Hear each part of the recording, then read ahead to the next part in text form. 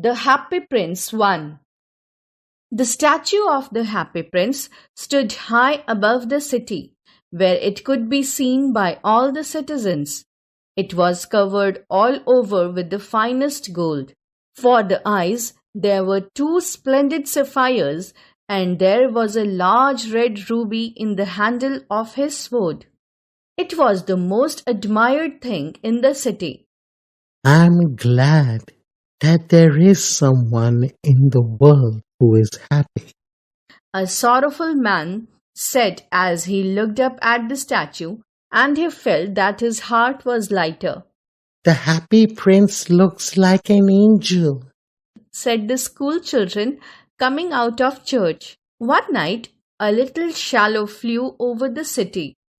I hope I can find a place to sleep, he said to himself. Then he saw the statue standing high above the city. That's just the place for me, he decided. A fine position with plenty of fresh air and a very good view.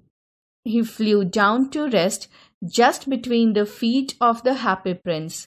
I have a golden bedroom, he thought as he prepared to sleep. But then, just as he was putting his head under his wing, a large drop of water fell on him. He looked up. It is very strange, he said. There is not a single cloud in the sky and the stars are shining bright, but it is raining. Well, I shall have to look for somewhere else to sleep, he said, and looked up again and saw, what did he see? The eyes of the Happy Prince were filled with tears. He looked so sorrowful in the light of the moon that the little prince grieved for him. Who are you? He asked. I am the Happy Prince, came the reply. Then why are you crying? You have made me quite wet with your tears. When I was alive and had a human heart, the prince explained, I did not know what tears were. I never cried because I lived in a palace where sadness was never allowed to enter.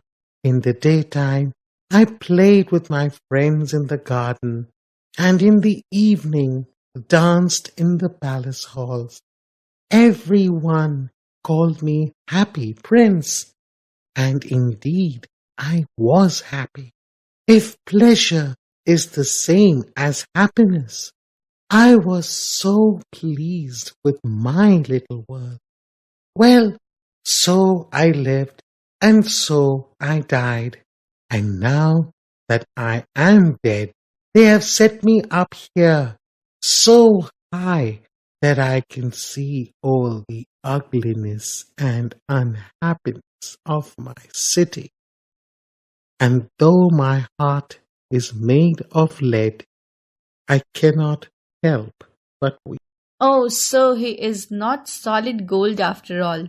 He is gold only on the outside, the little swallow said to himself. He was too polite to say this aloud. Far away, said the Happy Prince in a soft voice. Far away from here, there is a poor house in a little street. One of the windows is open, and through it I can see a woman seated at a table. Her face is thin and weary, and her hands are red and tired. She is a needlewoman, and she is sewing flowers on a silk dress for a noble lady to wear at a dance in the palace. Her little boy is lying ill in a corner of the tiny room. He keeps on asking for oranges, but his poor mother has nothing to give him but river water, so he cannot stop crying. Swallow, swallow, little swallow, will you not take her, the ruby, out of my sword? My feet are fixed here, and I cannot move. My friends are waiting for me in Egypt, said the swallow. I must go to them now. Swallow, swallow, little swallow, will you not stay with me just for one night and be my messenger? The boy is so thirsty and his mother is so sad. I don't like boys, answered the swallow. Last summer, when I was flying over the river, some boys kept on throwing stones at me. They never hit me, of course. We swallows fly too well for that, but still it was an unpleasant experience. But the happy prince looked so sad that the little swallow felt very sorry for him. It's very cold here, he said, but I will stay with you for one night and be your messenger, Thank you, little swallow. said the prince. So the swallow pegged the great ruby out of the prince's wood and flew away with it over the roofs of the town. The swallow passed on over the river, the shops and the banks, which in the daytime were crowded with people buying and selling. At last he came to the poor house and looked in. The boy was lying restlessly on his bed, and his mother had fallen asleep in her great weariness. He flew in and dropped the great ruby on the table, and then he flew round and round the bed, cooling the boy's head with his wings. How cool I feel now. Said the boy, I think I'm getting better. and he fell asleep. The swallow flew back to the happy prince and told him what he had done.